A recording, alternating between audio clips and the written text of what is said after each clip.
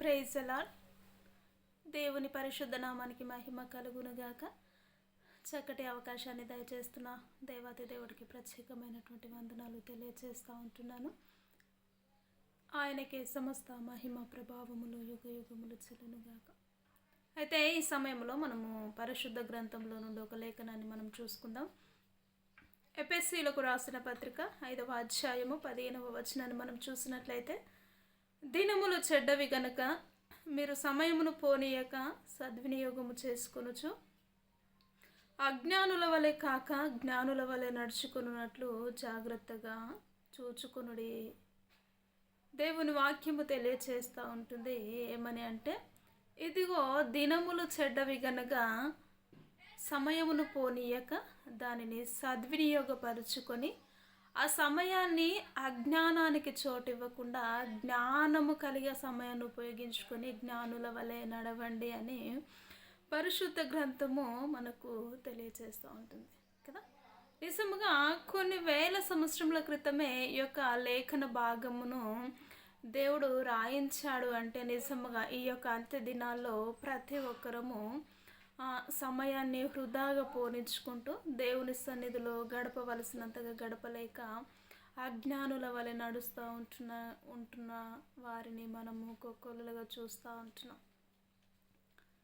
కాబట్టి అజ్ఞానుల వలె కాదు, కానీ జ్ఞానము కలిగి ఆ యొక్క ఉన్న సమయాన్ని వ్యర్థముగా పోనివ్వకుండా దేవుడు దానిని సద్వినియోగము చేసుకోండి. దేవుడు రాకడ బహు సమీపంలో ఉంటుంది కనుక ఆ సమయాన్ని సద్వినియోగపరుచుకొని దేవునికి బహు దగ్గరగా జీవించండి అని దేవుని వాక్యము తెలియజేస్తూ ఉంటుంది. నిజముగా నేటి దినాల్లో దేవుడు అంటున్నాడు, ఒక గడి అయినను మీరు మెలకువగా ఉండి ప్రార్థించలేరా, లేక సమయాన్ని ఉపయోగించుకోలేరా అన్నట్టుగా శిష్యుల చేత తను శ్రమకాలంలో లేక బంధించబడుతూ ఉంటున్న సమయంలో శిష్యుల చేత మాట్లాడినట్టుగా మనం చూస్తూ ఉంటాం. ఇప్పుడున్న రోజుల్లో కూడా మనం శ్రమకాలంలో అంత్యకాలంలో అనేకమైనటువంటి పాపపు లోకములో బ్రతుకుతూ ఉంటున్నాం. కాబట్టి దేవుడు అంటున్నాడు, ఇదిగో ఈ యొక్క సమయాన్ని మీరు సద్వినియోగం చేసుకొని జ్ఞానము కలిగి నడుచుకుంటే చాలా చక్కటి మార్గమును దేవుడు మీకు సిద్ధపరుస్తాడని దేవుని వాక్యము తెలియచేస్తూ ఉంటుంది.